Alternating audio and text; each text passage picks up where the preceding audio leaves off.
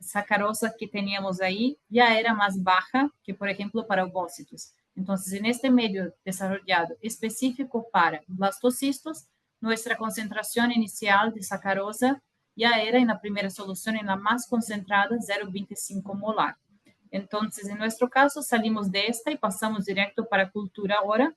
Y bueno, ¿qué pasa? ¿Se puede hacer eso? ¿Es mejor trabajar con otras concentraciones? Creo que esto fue lo que hemos empezado, bueno, los primeros estudios todos nos trajeron.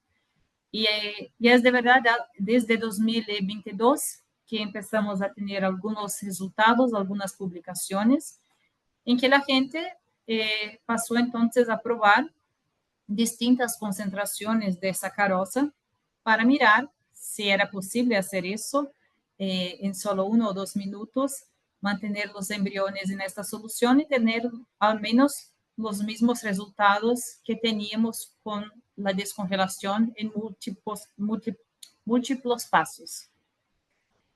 Bueno, comparando entonces las concentraciones con baja o alta sacarosa, nosotros hemos visto, la primera cosa que hemos visto es que sí se podría entonces descongelar los embriones en solo una solución y con eso tener los mismos resultados que teníamos en las descongelaciones convencionales. Y luego que cuando mirábamos entonces en las distintas concentraciones, la recuperación de los blastocistos, supervivencia, todo eso también era muy similar, pero podría ser que con bajas concentraciones de sacarosa, la expansión fuera un poco más rápida. Y cuando comparando esto también con la herniación de los blastocistos, algunos estudios también nos apuntaban para este camino de que concentraciones más bajas entonces de sacarosa podrían traer unas tasas de expansión o entonces de herniación un poco mejores. ¿Y por qué que nos preocupamos con eso? Bueno, creo que todos los embriólogos cuando acalentan embriones van a mirar si el embrión se está expandiendo para seguir con la transferencia. Así que en un primer momento esto ya es un indicador clave del metabolismo embrionario, que está todo bien. Y en nuestra práctica clínica, esto también, si tenemos una expansión más rápida, podemos mirar si este embrión está apto para transferir o si tenemos tiempo entonces para descongelar otro embrión, si es el caso de teneremos más de uno. Entonces, estoy hablando de una parte muy práctica, de las primeras cosas que hemos visto, y luego entonces pasamos para los resultados clínicos. Y bueno, la buena noticia es que también tenemos nacidos vivos con las mismas tasas que con descongelación convencional y que ya tenemos estudios publicados, entonces, mirando de verdad esta parte de supervivencia, de expansión, de embarazo clínico y también ya tenemos resultados de nacidos vivos. Así que estamos tranquilos con esta parte de toda la seguridad. Este trabajo también de Thomas Freuer, que es, creo que fue nuestro Key Opinion Leader, probando nuestros medios de esta manera. Y ellos han también mirado marcadores como de integridad celular para saber si se queda todo bien con la masa, con la trufa ectoderma, y no han tenido ningún punto de atención, así que están muy tranquilos y seguros de verdad que se puede hacer eso. Bueno, no solamente con medios Vitrolife, pero también con otros medios que han sido utilizados y otras pajuelas que han sido utilizadas, se puede también descongelar con este medio de 0,25 sacarosa. Así que, bueno, por veces me preguntan, mira, yo he congelado con otra marca, con una concentración más alta de sacarosa, ¿se puede descongelar con los medios de Vitrolife así? Sí, está validado para todo. Esto está, creo que es una de las primeras veces que tenemos en un inserto de un producto diciendo que se está validado para descongelación de blastocistos y esto no depende de cómo han sido congelados. Y el punto que yo quería, de verdad, que creo que es lo más interesante de todo esto que estoy hablando ahora,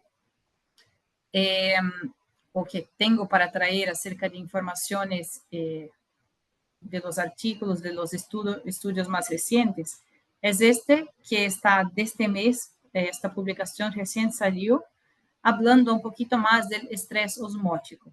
Entonces, quien ha estado conmigo en mayo, creo que fue cuando visité Argentina, había mostrado como una gráfica que nos traía un poco de información acerca de lo que pasa con la osmolaridad de las células cuando estamos entonces con los crioprotectores y luego cuando estamos acalentando los blastocistos, la solución que lo ponemos, como el cambio de osmolaridad ahí o de la concentración de sacarosa puede impactar las células. Bueno, ahora, además de esta gráfica, creo que es más interesante traer esto, que es como de verdad lo vemos, lo que puede estar pasando. Y este fue un estudio entonces que yo ya había visto esto, pero no sabía de verdad lo que me significaba. Y ellos han entonces comparado cuál fue la tasa de supervivencia de los blastocistos hackeados y su frecuencia en que tenían estos, llaman de Veblen, que serían como entonces esas burbujas que se forman cuando estamos acalentando blastocistos. Entonces, en este estudio han sido, de verdad, los blastocistos han sido sacados de la zona pelúcida, todos están hackeados y han buscado entonces mirar qué pasaba cuando calentamos los blastocistos en una concentración convencional, bueno, multi-steps y con una concentración más alta de sacarosa, o entonces con 0,25 molar de sacarosa, buscando entonces de verdad mirar estas burbujas, que serían entonces causadas por una hinchazón de la membrana celular que ocurre durante el calentamiento, y yo ya lo he visto, pero no sabía que era eso que estaba pasando, y es entonces un indicador de fragilidad de la membrana celular y estrés osmótico. Bueno, lo que han visto entonces es que con una concentración más baja de sacarosa, la incidencia de aparecimiento entonces de esas burbujas es como casi que la mitad de lo que pasa en un calentamiento convencional. Y esto no solamente han visto entonces comparando los medios, pero también han buscado qué pasaba, cuáles eran las características de estos blastocistos para saber si algún grupo tenía mejor o menor beneficio de un calentamiento distinto. Entonces, los embriones que sufren más, vamos a decir así, que tienen más estrés osmótico en concentraciones más altas de sacarosa y en protocolos convencionales, son los embriones que tienen mayor diámetro y menor número de células. O sea, para nosotros serían los blastocistos de menor calidad. ¿Sí? ¿Todo bien? ¿Alguien ha dicho algo? Bueno, y una de las explicaciones que nos ponen entonces es de verdad la presión que la célula estaría sufriendo ahí perdona, me desconcentré. Sería la presión que las células sufren entonces con esta mayor o menor concentración, y cuando el tiempo es más corto también esta presión es menor, pero si dejamos los blastocistos ahí por más tiempo, estamos entonces induciendo a un estrés mayor en la célula. Bueno, y hablando ahora otra vez de una parte muy práctica de este cambio de descongelar los embriones así en un step y una concentración de sacarosa más baja, esto me fue muy gracioso, que en uno de los primeros workshops que he hecho, un embriologista me ha dicho que era como aburrido descongelar los embriones de esta manera, porque no tenía emoción. Los embriones, entonces la pajuela cuando la metemos en el medio, el embrión se queda en el mismo sitio, no se sale flotando. Que es una cosa que es común cuando estamos descongelando, entonces, a depender de ovócitos también, que como que tenemos que tener toda la atención ahí. Y me comentaba el embriólogo que mira, qué aburrido, solo tengo que poner la pajuela, el embrión se queda en el mismo sitio y bueno, espero 1 minuto, 2 minutos y ya está. Así que es muy tranquilo, de verdad. Y este mismo efecto también lo notamos cuando estamos saliendo de este medio e indo para la placa del cultivo. Por suerte, entonces, esta charla no era solamente para hablar de protocolo, porque esto sería muy rápido.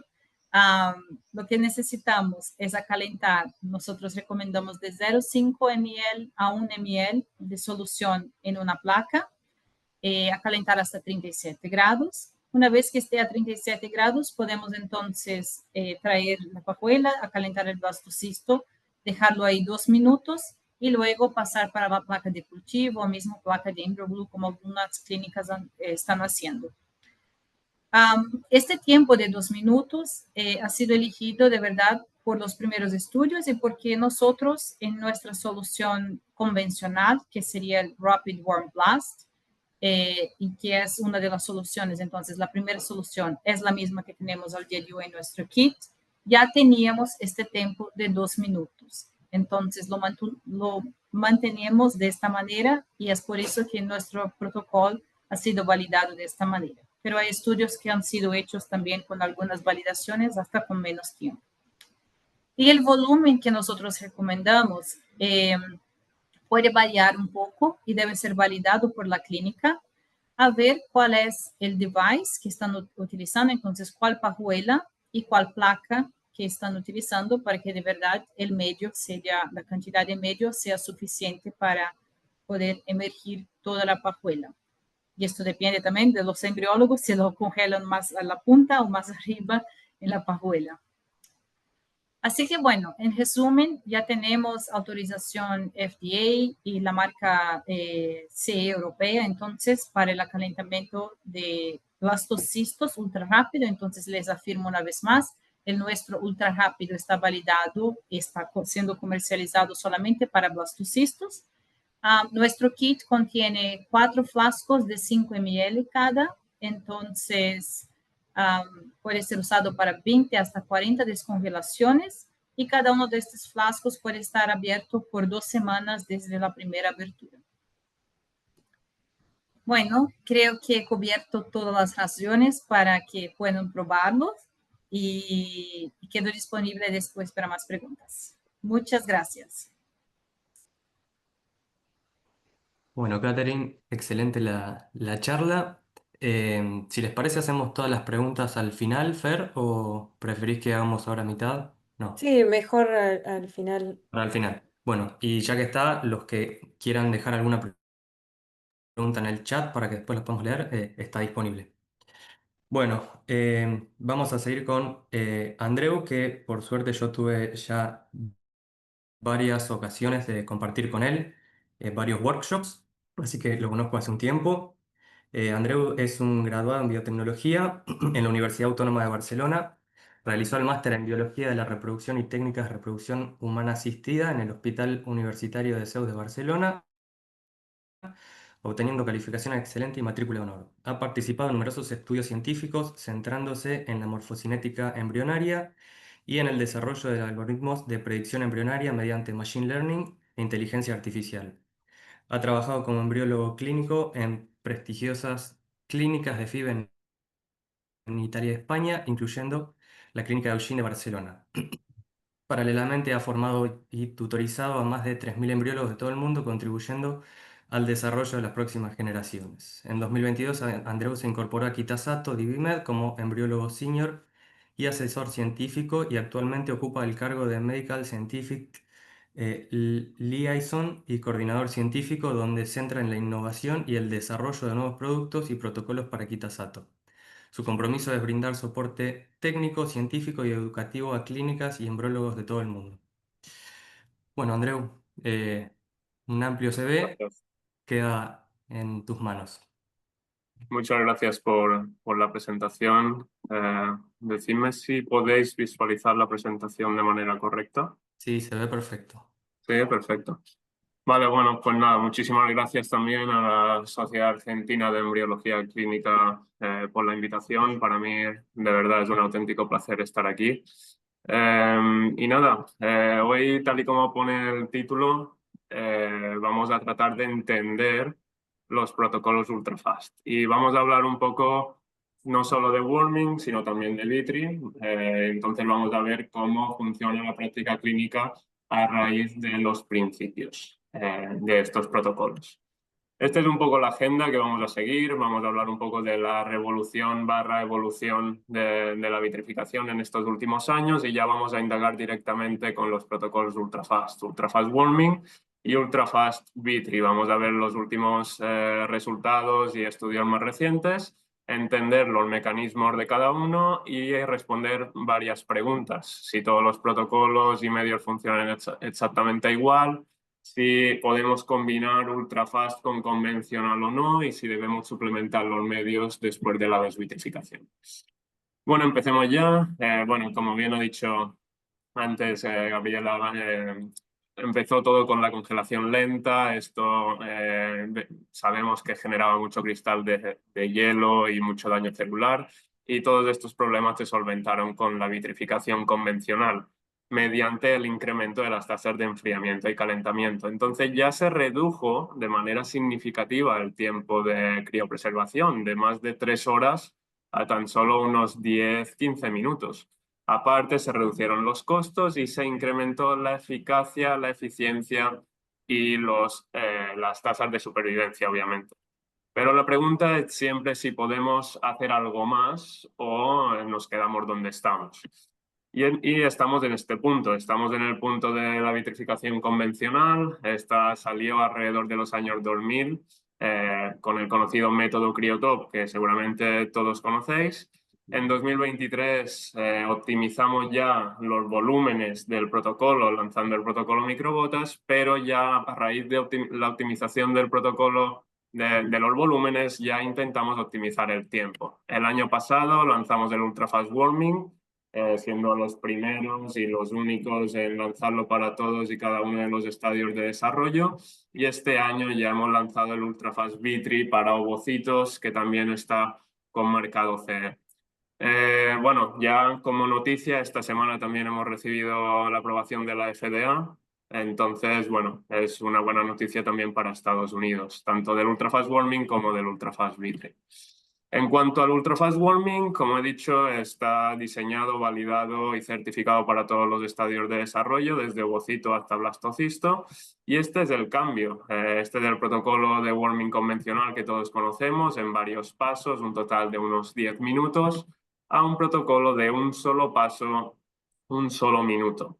Es 1 mililitro de TS a 37 grados y no solo se validó el protocolo per se, sino también el nuevo kit específicamente diseñado y formulado para este protocolo, el Ultra Fast Warming, ambos con marcado CE y FDA.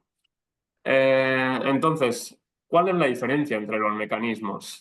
Bueno, la desvitrificación convencional básicamente se basa en una rehidratación muy gradual, muy suave y se hace en varios pasos dentro de los propios medios de desvitrificación, mientras que en el caso del Ultra Fast Warming usamos el paso del TS para hacer el choque térmico y eliminar los crioprotectores y luego ya la rehidratación sucede directamente en el propio medio de cultivo.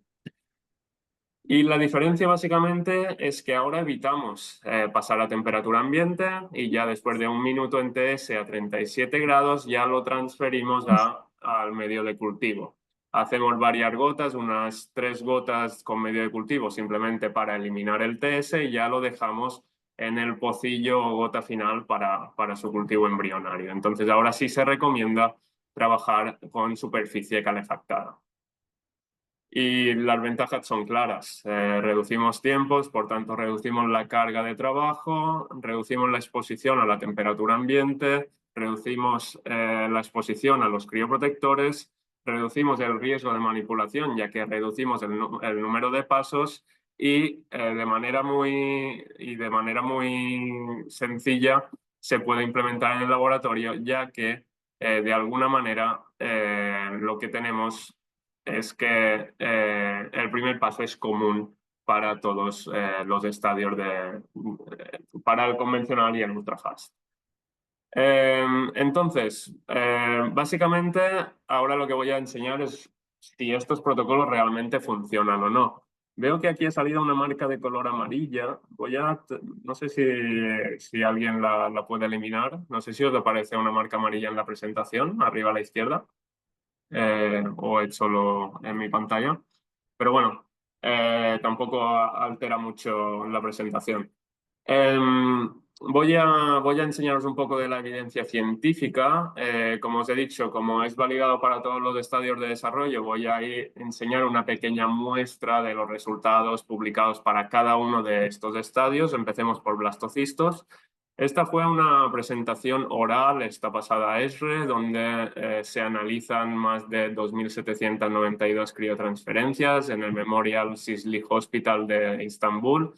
Analizan los protocolos y comparan el protocolo estándar en azul y el protocolo Ultra Fast Warming en rojo. Vemos como no hay prácticamente diferencias en cuanto a supervivencia, reexpansión o nacido vivo, ni tampoco en la tasa de aborto clínico, tampoco en ciclos de PGT, lo cual esto es una primera buena noticia.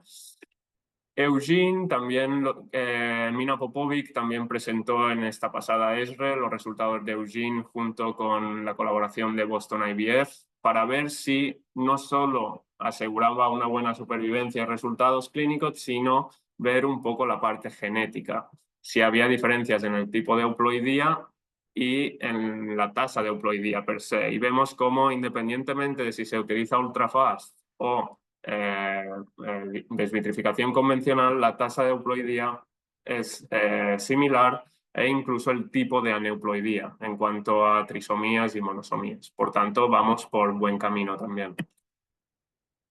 La evidencia científica en ovocitos. Pues aquí vemos un poco la experiencia de IBRMA, que también expuso en el pasado congreso ASRM en Denver el año pasado. Ahora mismo esta N es mucho más grande, ya que ya lo utilizan de rutina.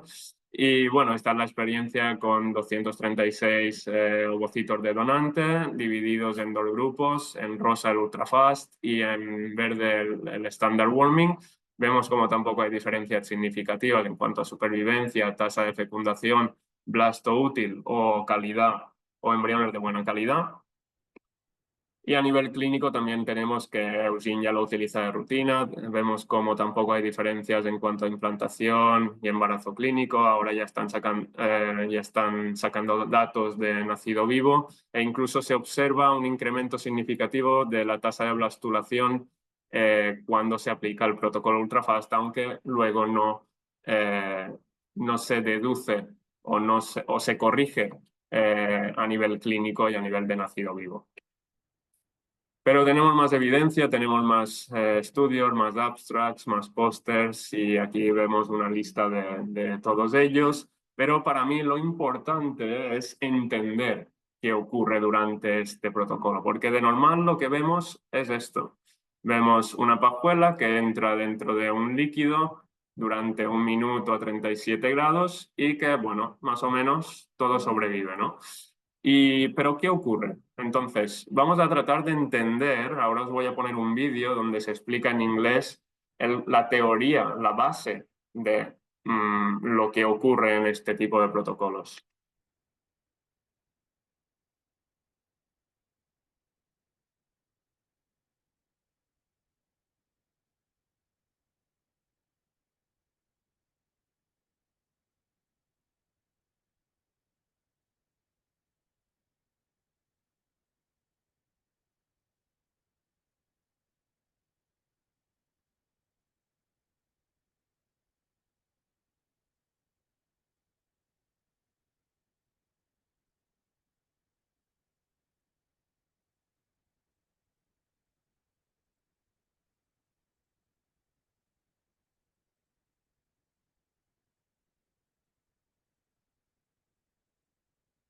Y esta es la conclusión, es decir, el agua y los crioprotectores permeables siguen y van en dirección de menor a mayor concentración de soluto. Y esto explica un poco el protocolo ultrafast. Entonces, ¿qué tenemos en los protocolos de vitrificación? Lo que tenemos en los protocolos de vitrificación siempre es un paso con solución de vitrificación. Esta, independientemente de la casa comercial, suele tener alrededor de unos 0,5 molares de azúcar. Entonces lo que tenemos es que nuestros ovocitos o embriones están rodeados del VS, están rodeados de este 0,5 molar y lo introducimos en una solución TS que nos podemos encontrar 3 escenarios diferentes. El primero es que el TS tenga una concentración inferior a este 0,5 molar, por tanto, la dirección de los crioprotectores permeables y el agua no es hacia afuera, sino incluso puede producirse hacia adentro. Entonces, en el caso de los ovocitos, incluso puede suponer la lisis en algunos casos. Que sea igual de concentración, por tanto, que haya un balance, por tanto, tampoco se elimina de manera rápida y eficiente los crioprotectores del interior de las células y esto a la larga puede generar una mayor citotoxicidad o que sea superior a este 0,5 molar. Y básicamente a mayor concentración de azúcar, mayor eficiencia en la eliminación de los crioprotectores. Y esto es lo que tenemos actualmente publicado. Tenemos protocolos de 0,5 molar validados en embriones, tenemos protocolos en ovocitos de 0,5 molar, tenemos protocolos de 1 molar en embriones y todo esto es un poco los diferentes protocolos publicados hasta el día de hoy.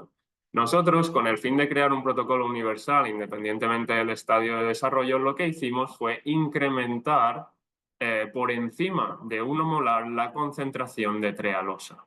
Esto lo que nos permite es, en un solo minuto, eliminar de manera más eficiente los crioprotectores permeables absorbidos durante la vitrificación. Y esto al principio choca un poco, porque de hecho es un poco lo contrario a lo que hemos escuchado anteriormente, ¿no? Y lo que me gustaría enseñaros es experiencia real, externa, de otros centros que efectivamente han puesto en práctica y han hecho las comparaciones pertinentes. Y aquí os voy a compartir la experiencia de la doctora Jennifer Patrick, de Rich Fertility, del grupo CARE, donde efectivamente lo que quiso ver es si efectivamente había diferencias entre un medio de 1 molar, que aparentemente ya como es superior a 0,5 molar, ya debería ser eficiente de por sí, con el protocolo y el medio ultra fast warming de quitazato. En cuanto a la comparación, si nos centramos en la supervivencia, efectivamente no hay diferencias significativas. De hecho, cuando chequeamos solo la membrana, pues a la que la membrana está estable, podemos garantizar que, bueno, al menos la supervivencia está estable, pero no solo nos tenemos que centrar en la supervivencia. Después de transferir estos embriones, lo que se vio es que incluso ya se empezaba a ver una tendencia de hasta 10 puntos en cuanto a embarazo clínico. Que sí, cuando se centraron en pacientes de buen pronóstico reproductivo, más jóvenes de 35 años, estas diferencias eran significativamente superiores en el protocolo de quitazato y en el medio de quitazato en comparación con el otro medio de 1 solo molar. Y curiosamente, lo mismo sucedió cuando chequearon la reexpansión y la rapidez de la reexpansión de los blastocistos, porque recordemos que de hecho es normal que en el primer minuto veamos cómo las células, sea ovocito o embriones, se encogen. Esto es señal de que estamos eliminando el crioprotector y el agua y dejamos solo los orgánulos en su interior. Pero esto lo que hace es que luego solo pueda entrar agua. Por tanto, la reexpansión al final es bastante más rápida. Y esto es lo que se vio y se, de alguna manera, expuso en el Congreso Alfa de Lisboa el año pasado. Y lo mismo ocurre con las pajuelas. Todo es importante, todo suma. Al igual que los protocolos convencionales, la probabilidad de éxito en la vitrificación está descrita, está publicada en 2014 y es directamente proporcional a la tasa de enfriamiento y calentamiento e indirectamente proporcional al volumen de carga. Es decir, un 60% o incluso más del éxito de estos protocolos, de la vitri o la desvitri, sea convencional o ultrafast, depende de la pajuela que usemos también. Por tanto, es algo con lo que también hay que tener nociones y hay que tenerlo en cuenta. Vamos a hablar de ultrafast vitri también. Como hemos dicho, hemos lanzado ya y validado y certificado el ultrafast vitri para ovocitos. Esta ya está con marcado CE y con la FDA. Y este es el protocolo de donde venimos. Es el protocolo convencional, donde vamos añadiendo de manera gradual el crioprotector permeable, por tanto utilizamos una solución base sin crioprotector para hacer eso y lo que queremos de alguna manera es reducir el estrés osmótico durante estos 12-15 minutos. Y entonces lo que hicimos es optimizar este protocolo y ahora hemos lanzado el Ultrafast Vitri para ovocitos. Tan solo 1 minuto en ES y 1 minuto en VS, es decir, un total de 2 minutos para la vitrificación ultra rápida de estos ovocitos. No solo este protocolo se ha lanzado, sino también un nuevo kit específicamente diseñado y formulado para ese fin. Esto es importante y realmente aquí nos planteamos qué hemos estado haciendo mal, ¿no? Todo este tiempo, ¿no? Porque antes era en diferentes pasos y en 12-15 minutos y ahora en un solo minuto logramos los mismos resultados. Pues básicamente es por el mecanismo que se utiliza en estos protocolos. Y esto es lo que quiero que entendamos todos. Este es el protocolo convencional. Aquí lo que hacemos es, de alguna manera, ir añadiendo la concentración de crioprotector permeable de manera gradual y controlada. De esta manera, lo que hacemos es reducir el estrés osmótico. ¿Para qué? Para que los ovocitos se reexpandan y se recuperen más rápido. Este es el objetivo principal de esta adición gradual de crioprotector. Reducir el estrés osmótico para una más rápida recuperación y una reducción de las agregaciones de los filamentos de actina de la membrana de estos ovocitos. Pero el protocolo Ultrafast es un solo minuto, un solo paso y directamente en solución de equilibrado. ¿Por qué? Pues porque el mecanismo es el opuesto, es completamente diferente. Ahora lo que queremos no es que el ovocito reexpanda, sino todo lo contrario. Queremos trabajar con ovocito a mínimo volumen y máxima concentración de crioprotector permeable por unidad de espacio. ¿Cómo lo hacemos? Para reducir la citotoxicidad de estos ovocitos, reduciendo el tiempo de exposición a un solo minuto. Por tanto, no es que tengamos protocolos erróneos, sino que hay diferentes maneras de enfocar la vitrificación de ovocitos. Y todo esto salió a raíz del protocolo o del estudio, quiero decir, de Miguel Gallardo, publicado aquí en España. En 2019 fue un poco el punto de inflexión porque hizo un modelo matemático e in silico de la permeabilidad de membrana de los ovocitos y los cigotos. Y aquí es lo que concluye este estudio. Lo que vemos arriba a la derecha es lo que ocurre a través de la membrana plasmática de los ovocitos y los cigotos cuando lo exponemos a la solución ES, a los crioprotectores permeables. Lo que vemos es que se reduce durante el primer minuto la forma, el volumen, se reduce el tamaño del ovocito al mínimo y luego poco a poco se va reexpandiendo y recuperando durante el resto de tiempo de exposición.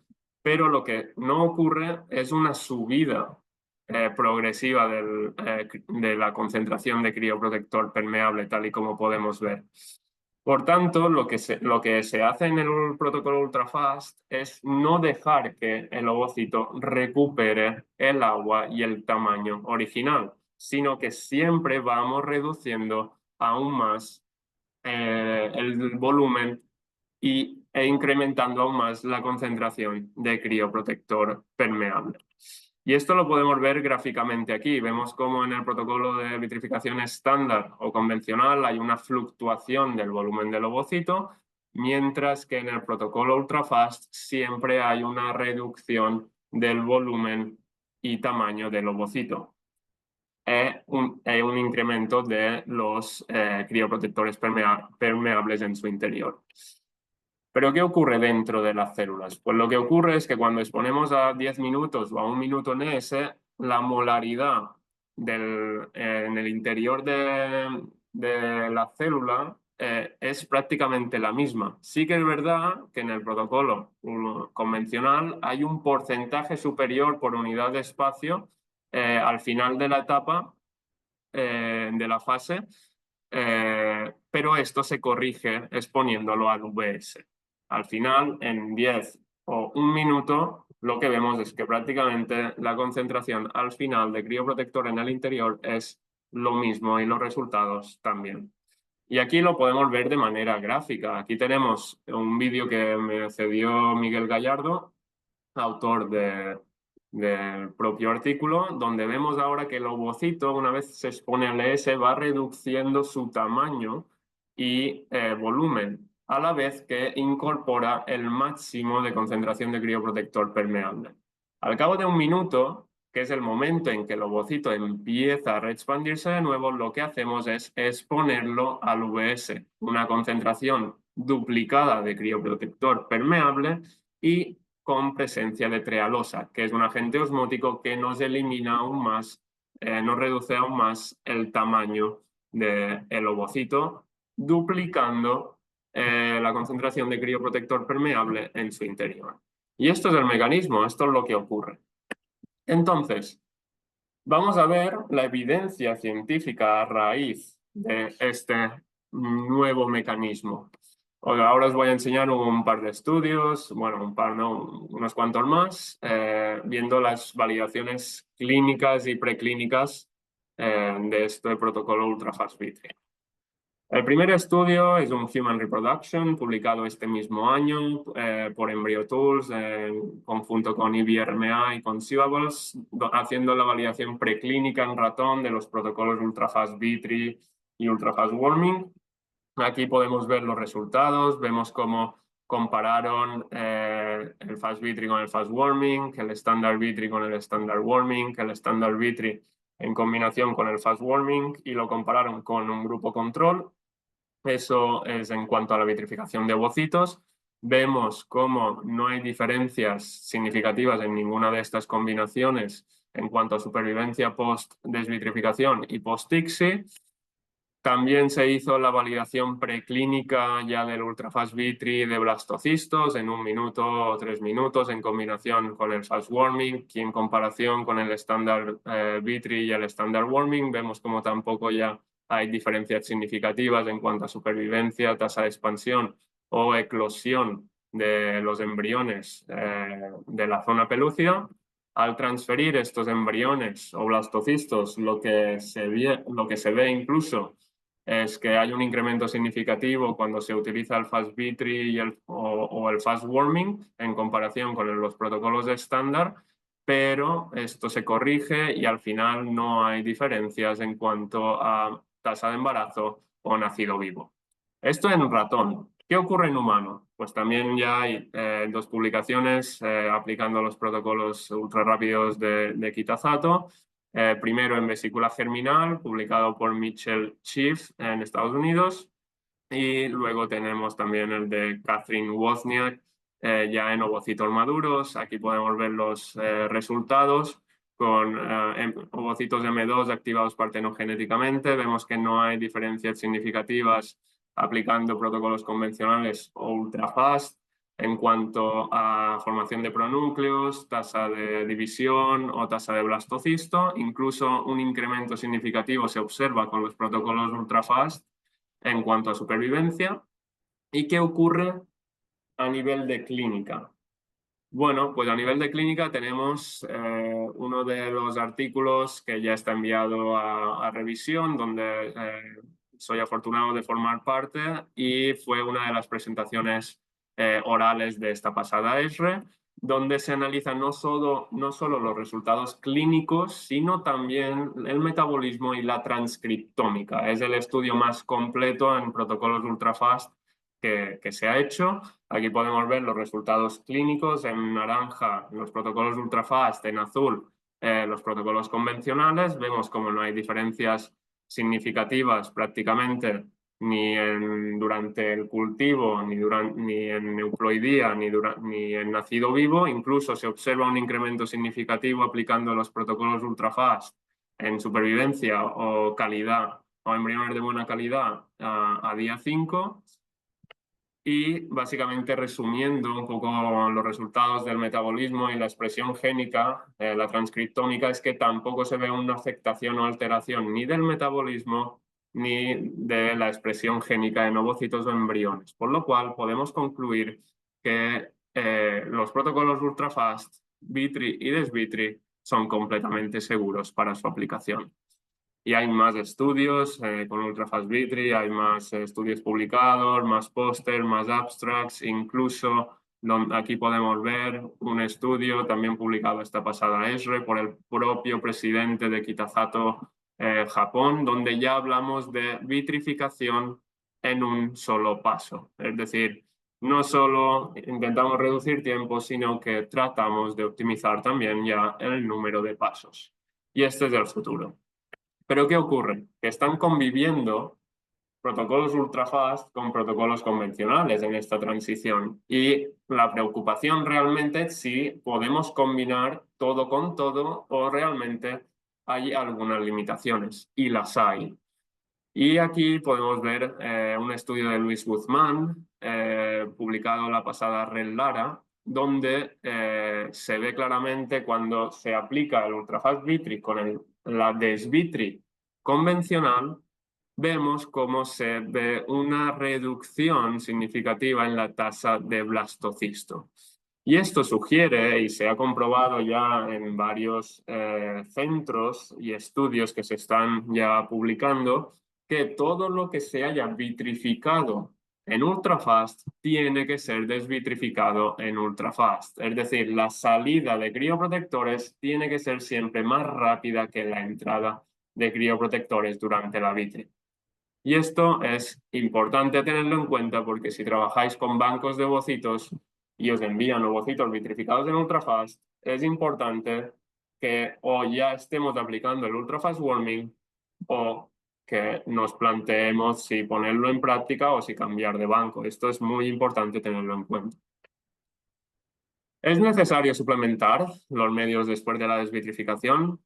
El resumen es que no es obligatorio, lo puedes hacer si lo quieres hacer, pero hay que tener en cuenta toda la literatura científica hasta el día de hoy. Hay varios pros, hay varios contras, pero lo que todos coinciden es que en ningún caso se ve una mejora significativa de las tasas clínicas, de los resultados clínicos de embarazo o nacido vivo. Aparte, lo que se tiene que tener en cuenta es que para purificar este tipo de proteínas, lo que se usa es el ácido propanoico o el ácido propiónico en algunos casos, que es altamente embriotóxico. Por lo que a mayor suplementación proteica de nuestros medios, mayor riesgo de embriotoxicidad, debido a que la purificación nunca será del 100%. Y es algo que os dejo aquí y que vosotros mismos, con esta información, tenéis que tomar la decisión óptima para vuestro laboratorio. Y ya concluyendo y finalizando mi presentación, voy a dejar varios mensajes para que nos llevemos a casa. El ultrafast warming básicamente está basado en una rehidratación más rápida, reduciendo el número de pasos, simplificando la técnica, reduciendo la exposición a temperatura ambiente o condiciones subóptimas fuera del incubador, incluso la exposición a los crioprotectores. Y lo importante es que los resultados son similares o en algunos casos se observan mejoras. Y esto es lo importante, no podemos sacar un protocolo que afecte a lo que ya está estipulado. Es decir, si queremos reducir tiempo, pero vemos que nos afectan los resultados, este no es el objetivo. Al igual que los protocolos convencionales, todo es importante. Y por eso la importancia de las validaciones. Desde la concentración y los cambios de concentración entre diferentes componentes y casas comerciales a la pajuela usada, todo es importante. La suplementación proteica post-warming no es una obligación, ya que no hay una mejora en ningún caso de los resultados clínicos. El ultrafast warming muestra buenos resultados en ciclos de PGT tras varias rondas de vitrificación y desvitrificación, lo cual también es una muy buena señal. Lo dicho, todo lo vitrificado en ultrafast tiene que ser desvitrificado en ultrafast. Lo vitrificado de manera convencional se puede desvitrificar de manera convencional o en ultrafast, pero nunca a la inversa. Y estamos trabajando para los protocolos ultrafast para todos los estadios de desarrollo, que están por llegar. Y en cuanto a tiempo, pues sobra decir que nos ahorramos hasta un 90% del tiempo, lo cual es una barbaridad. Que en clínicas de unos 1.000, 1.500 ciclos, esto a lo largo, a final de año, puede suponer hasta más de 500 horas de ahorro. Y teniendo en cuenta que trabajamos unos 250 días, que esto realmente no es así, trabajamos incluso más, lo que supone a diario es casi 2 horas que podemos dedicar a hacer otras cosas. Y nada, esto es mi presentación. Espero que todos hayamos aprendido algo nuevo y cualquier duda o pregunta, bienvenida sea. Bueno, Andreu, muchísimas gracias, excelente presentación. Creo que has contestado todas las preguntas, porque a varias personas que preguntaron ya lo contestaste, yo también tenía dudas y me las contestaste en el camino, pero bueno, alguna me queda y planteo una de Mariano, que pregunta justo para Andreu, ¿la solución de ES, de equilibrio para ultrafast, es distinta que la solución del protocolo original? Pues la misma. Muy buena pregunta. Pues mira, lo que os puedo decir es que a nivel de crioprotectores contiene los mismos. Y la concentración de los crioprotectores permeables son los mismos. Ahora bien, lo que no puedo revelar, y me sabe muy mal, es la formulación completa de la solución. Lo único que os puedo decir es que la solución y el kit ha sido específicamente diseñado para este protocolo, para este mecanismo de vitrificación en concreto, y que ya por un tema de regulatorio, de no tener conflictos en la práctica clínica, es muy importante que se sigan las instrucciones de uso de cada kit para el protocolo en cuestión que queramos utilizar. En cuanto a crioprotectores permeables, insisto, sí que son desde el DMSO, el etilenglicol, junto con trealosa, pero no puedo revelar la formulación entera por razones obvias del nuevo ES y VS. Pero nosotros, en el caso de tener kits viejos, o sea, del convencional, ¿podemos utilizar SES o no? Para el ultrafast.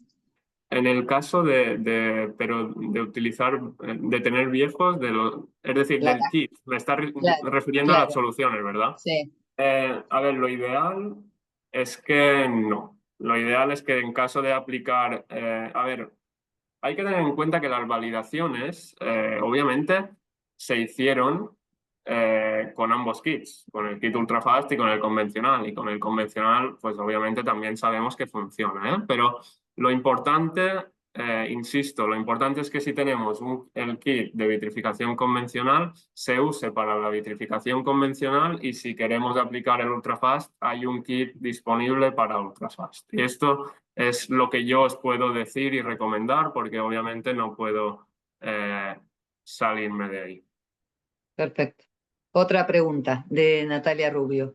Para ambos. En el laboratorio donde trabajo utilizamos el medio EmbryoGlue como práctica accesoria. ¿Podríamos colocar los embriones de Desvitri ultrafast inmediatamente en EmbryoGlue o sugieren un paso previo por el medio de cultivo?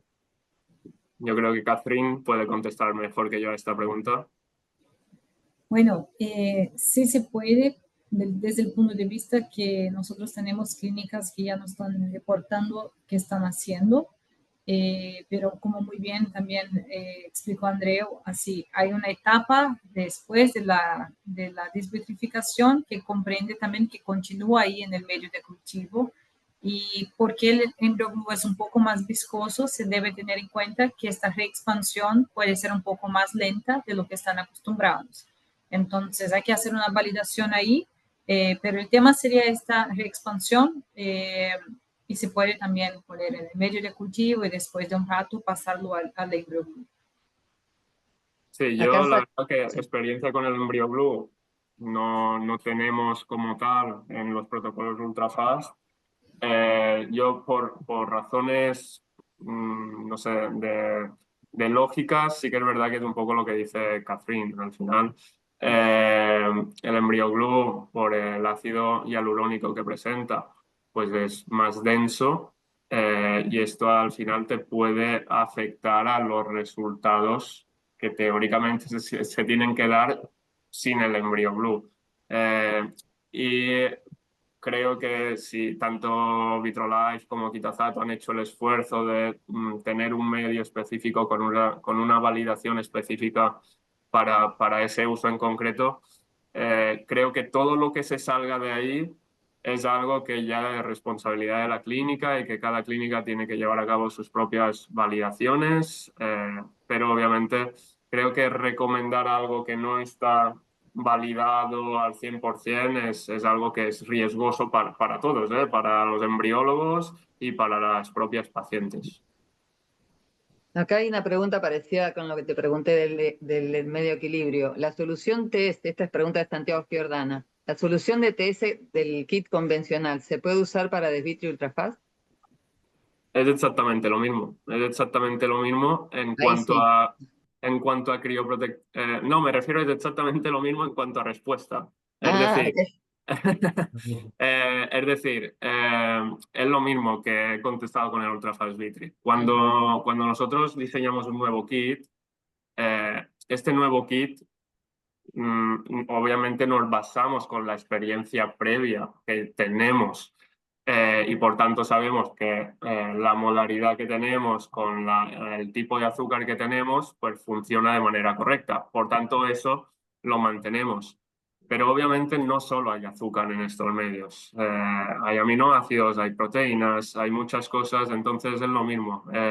A nivel de crioprotector, lo que os puedo garantizar es que no hay ni sucrosa, no hay ni sacarosa, sigue habiendo la trealosa de siempre con la molaridad que toca, pero no puedo tampoco revelar la formulación completa del nuevo kit. Por tanto, es lo mismo. ¿Queremos aplicar el ultrafast warming? Tenemos un kit diseñado para el ultrafast warming. ¿Que queremos aplicar el protocolo convencional? Tenemos un kit para ello. Y eso y esto es verdad que insisto porque al final, si usamos, por ejemplo, el protocolo ultrafast warming con los medios TS del protocolo del kit convencional y por desgracia, que esperemos que no pase, ovocitos o embriones no sobreviven, es que no tenemos las instrucciones de uso que nos digan que efectivamente podíamos con esos medios y ese kit aplicar ese protocolo. Y esto al final pasa a ser una responsabilidad de la clínica. Y esto es lo que no queremos. Lo que no queremos es ir culpando clínicas y ir pasando la pelota a los embriólogos. Por tanto, es por eso que se dedica tanto esfuerzo, dinero y tiempo para sacar un kit en específico con unas instrucciones de uso acorde para cada protocolo, etcétera, etcétera. Perfecto. A ver, acá una pregunta mía. Existen como distintas opiniones con respecto a la vitrificación post-biopsia, ¿no? Hay gente que dice que congelar lo más rápido posible, media hora, y otros que dicen que permitir ¿no? Una verdadera reexpansión del blastocisto biopsiado. Para la vitrificación ultrafast, ¿hay alguna recomendación en especial o es, bueno, seguir los criterios que seguimos siempre? O que elegimos seguir. A ver, recordemos que la vitrificación ultrafast es para ovocitos, no para blastocistos. Entonces, para blastocistos se seguiría usando el protocolo convencional de vitrificación y a la respuesta a tu pregunta de cuál es el tiempo óptimo en embriones de PGT, el tiempo óptimo es dentro de la primera hora post-warming. De hecho, hay un estudio de este propio año que publicaron un grupo japonés junto con Kenji Ezue, donde efectivamente demostraron como que los blastocistos que incluso se reexpandían después de la biopsia, era mejor volverlos a contraer antes de revitrificar o vitrificar por primera vez que no dejarlos expandir y criopreservarlos en expansión. En estos casos de PGT en concreto me refiero. Por tanto, intentar que los blastocistos, una vez biopsiados, no se reexpandan y por tanto el tiempo óptimo suele ser dentro de la primera hora post-desvitrificación. Pero recordemos que con blastocistos, hasta que no demos la noticia, Bueno. se sigue el protocolo convencional. Bien. Bueno, Nico, si tenés alguna pregunta. Por acá creo que no hay preguntas. Yo tengo una pregunta tal vez más práctica. Cuando nosotros hacemos una descongelación tanto de ovocitos o de blasto, ya en el washing nosotros podemos empezar a ver la reacción, si se empieza a reexpandir. Incluso cuando terminamos de descongelar ya podemos predecir si va a sobrevivir o no. Yo no sé bien qué es lo que estamos buscando, si vemos algo o si ustedes recomiendan sacar la cápsula a los 10, 15, 20 minutos para poder ver si efectivamente están vivos. Bueno, no sé si Catherine quieres contestar primero. Puedes seguir y yo contesto luego, no hay problema. Vale. Vale, pues básicamente lo curioso en los protocolos ultrafast, y no solo con el ultrafast warming, sino también con el ultrafast Vitri, es que todo air fast, me refiero. Por ejemplo, en el ultrafast Vitri y el ultrafast warming de los ovocitos, así como en los protocolos convencionales, la recomendación, por ejemplo, para realizar el ICSI es a las 2 horas, con los vitrificados ultrafast es a partir de la hora. Es decir, todo se avanza un poco, y esto es porque los crioprotectores se sabe que son activadores de la división o de los mecanismos de división celular. Por tanto, al exponer muchos casos en el ultrafast Vitri, estos ovocitos a concentraciones por unidad de espacio más altas de crioprotectores, luego también suelen ser los que dividen más rápido, llegan a blastocisto antes, todo antes. Y el ICSI también se ha visto que a partir de la hora da incluso algunas mejoras en cuanto a resultado que no esperando a las 2 horas como se hace con el convencional. Pero volviendo al ultrafast warming, también lo curioso es que los resultados, independientemente de la calidad del espécimen, sea ovocito o blastocisto, no son diferentes. Vayamos más rápido o más lento. Lo que sí se ve es que si antes un ovocito veíamos que de inicio parecía bien, dudábamos y a la media hora veíamos cómo se había degenerado, ahora esto lo ves a los 5, 10 minutos. Y lo mismo con los blastocistos, es decir, todo se ve dentro de los primeros 20 minutos. Tú ya sabes si el ovocito o el embrión o el blastocisto es de buen pronóstico o no. Antes con los protocolos convencionales, bueno, digo antes, pero hoy en día con los protocolos convencionales lo ves, pero tienes dudas de inicio en muchos casos. Y entonces, hasta que no pasa pues media hora o casi una hora, no sabes si realmente un blastocisto está realmente bien, reexpande bien o no. Es por eso que realmente la recomendación de la transferencia en blastocistos es a partir de las 2 horas por la tasa de reexpansión que se observa durante este periodo, ¿no? Pero con el protocolo ultrafast esto lo ven más rápido. Aunque las recomendaciones sean las mismas, es decir, a las 2 horas la transferencia, a las 2 horas el ICSI y demás, tú a los 10, 20 minutos ya ves cuál es el pronóstico reproductivo de este ovocito o de este embrión.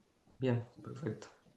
Sí, bueno, Nico, de la experiencia que tengo de las validaciones, luego hacemos una foto, por supuesto, entonces así que lo descongelamos y se ve muy parecido a lo que estamos acostumbrados cuando lo pasamos para los medios, porque los cistos se demoran un poquito a se expandir de verdad, y los que por ocasión de la congelación ya no eran tan expandidos, así que no se contraían tanto, no se colapsaron mucho, se ven como lindos, así como no nos parece que se han quedado solo 1 o 2 minutos ahí en la solución. Esto de verdad se ve como normal y va a tener ya el feeling si está vivo o no. Y bueno, pero por lo que comentaba Andreu, por los ovocitos creo que por supuesto cuando llegamos en este punto ya vamos a ver, porque toda la vida, cuando no están bien, cuando lo descongelamos está así muy, muy obvio de verdad.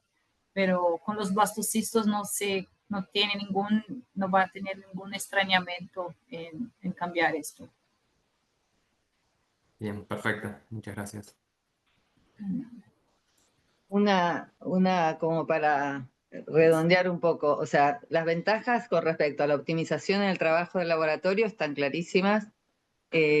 También el ahorro de tiempo y, o sea, realmente que yo que lo estoy empezando a poner a prueba es verdad, la verdad que es un viaje de ida.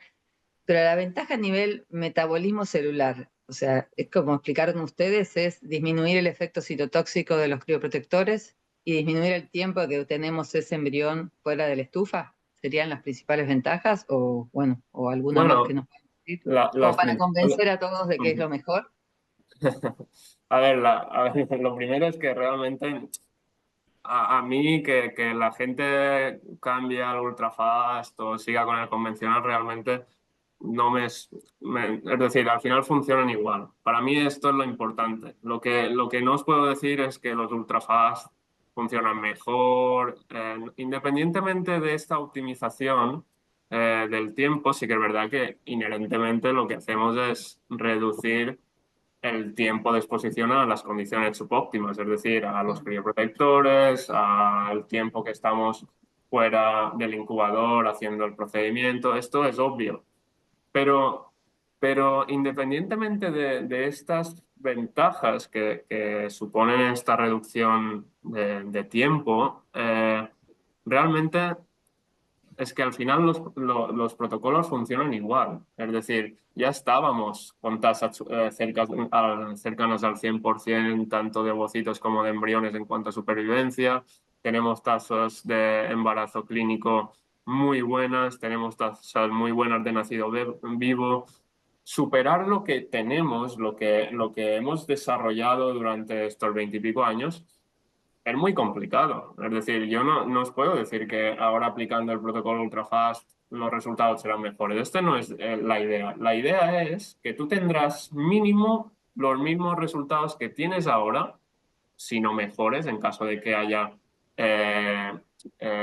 rango de mejora, pero que tu tiempo, en lugar de 10 minutos, será 1 minuto, o en lugar de 15, 12 minutos, serán 2 minutos. Y esta es la realidad, es decir, que yo no os puedo decir, a nivel clínico es mejor. No, a nivel clínico no es mejor. Sí que es verdad que durante el cultivo, durante el procedimiento, estamos reduciendo de manera significativa pues el tiempo en condiciones subóptimas, pero es que los protocolos, tanto convencionales como ultrafast, se han optimizado tanto, cada uno en su mecanismo en concreto, que los resultados son complicados de superar. Es decir, esto es la realidad. Es decir, si ahora tenemos un 99% con el ultrafast, pues seguramente seguirá siendo un 99%, y si sube al 100%, pues será temporal. Pero me refiero que el concepto es que independientemente de reducir las condiciones subóptimas, lo importante es que no estamos mejorando los resultados como tal. Estamos optimizando el tiempo sin afectar a los resultados. Para mí este es el mensaje importante, porque es que si os dijese lo contrario os mentiría, y no es el objetivo. Perfecto. Yo puedo dar como mi opinión ahora personal, vamos a decir así, porque tuve la misma duda que tú me has dicho, y yo no trabajo en el desarrollo o en la investigación directa de los productos, pero he hablado mucho, ¿verdad? Pero he hablado mucho con la gente que hace eso en VitroLife, y uno de ellos está involucrado en todo eso hace muchos años, y Rupert me comentaba que en verdad nosotros nos hemos demorado muchos años en parar para pensar si de verdad necesitábamos tanto tiempo de exposición a crioprotectores y todo eso, porque bueno, es lo que, como comentaba Andreu, logramos resultados buenísimos después de la congelación y descongelación lenta, y nos quedamos ahí. Pero hace sentido, en mi opinión personal, que quedamos cada vez con menos tiempo de exposición a crioprotectores que podrían ser tóxicos, y creo que vamos a seguir ahora, una vez más, volver a estudiar esto todo de criopreservación para llegar a un nuevo punto de quizás sí tener resultados mejores. Al día de hoy, estoy de acuerdo que logramos tener los mismos resultados ya, no es que estamos mejores, pero estos estudios más recientes nos están trayendo un poco más de información acerca de otras cosas que nunca hemos pensado antes, y que puede ser que sí ahí tengamos algún beneficio.